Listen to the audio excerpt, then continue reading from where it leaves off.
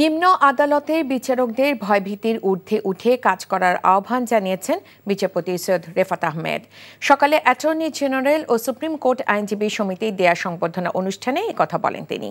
Supreme কোর্টের এজলাস কক্ষে প্রধান বিচারপতিকে আইনজীবীদের উপস্থিতিতে এই সংবর্ধনা দেয়া হয়। এর আগে ভোরে জাতীয় স্মৃতিসৌধ ও কেন্দ্রীয় শহীদ মিনারে শহীদদের প্রতি শ্রদ্ধা জানান প্রধান বিচারপতি। তামজিদ সুমনের রিপোর্ট। দেশের 25তম প্রধান বিচারপতি হিসেবে শপথ নেয়ার পরদিন ভোরে বিচারপতি সৈয়দ রেফাত আহমেদ সাভার জাতীয় স্মৃতিসৌধে মুক্তিযুদ্ধের শহীদদের প্রতি শ্রদ্ধা নিবেদন করেন। সেখান থেকে কেন্দ্রীয় শহীদ মিনারে গিয়ে ভাষা শহীদদের প্রতিও শ্রদ্ধা জানান তিনি। এরপর প্রথম দিনের মতো এজলাসে আসেন স্বাধীন বাংলাদেশে প্রথমবারের মতো হাইকোর্ট থেকে সরাসরি নিয়োগ পাওয়া প্রধান বিচারপতি। এর অনেক আগেই আইনজীবীদের উপস্থিতিতে কানায় কানায় পূর্ণ হয় আপিল বিভাগ। শুরুতেই কোটা আন্দোলনের নিহতদের শ্রদ্ধা জানিয়ে 1 মিনিট নীরবতা পালন করেন তিনি। এরপর রীতি অনুযায়ী প্রধান বিচারপতিকে সংবর্ধনা দেন অ্যাটর্নি জেনারেল ও সুপ্রিম কোর্ট আইনজীবী সমিতি। এ সময় তারা বলেন, গেল 15 বছরে গুম খুনের শিকার পরিবার ন্যায় বিচারের জন্য তাকিয়ে আছে। বলেন, জাতি আশা করে এবার বিচার বিভাগ সিন্ডিকেট ও দুর্নীতিমুক্ত হবে।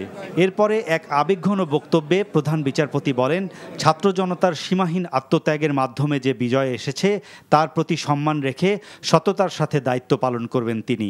নিম্ন আদালতের বিচারকদের ভয়ভীতির ঊর্ধ্বে উঠে কাজ করার নির্দেশ দেন তিনি। অনুষ্ঠান শেষে অ্যাটর্নি জেনারেল বলেন, গুম খুনের শিকার হওয়া পরিবারগুলো বিচারের জন্য প্রধান বিচারপতির কাছে তাকিয়ে আছে। বিগত 1 দশকের বেশি সময় ধরে বাংলাদেশের মাটিতে যত খুন, গুম, মিথ্যা মামলা, গায়েবী মামলা, মরা মানুষের বিরুদ্ধে মামলা হয়েছে, তাদের অধিকার প্রতিষ্ঠার জন্য বিচার বিভাগকে উন্মুক্ত করে দিতে, যাতে তাদের অধিকার প্রতিষ্ঠা হয়।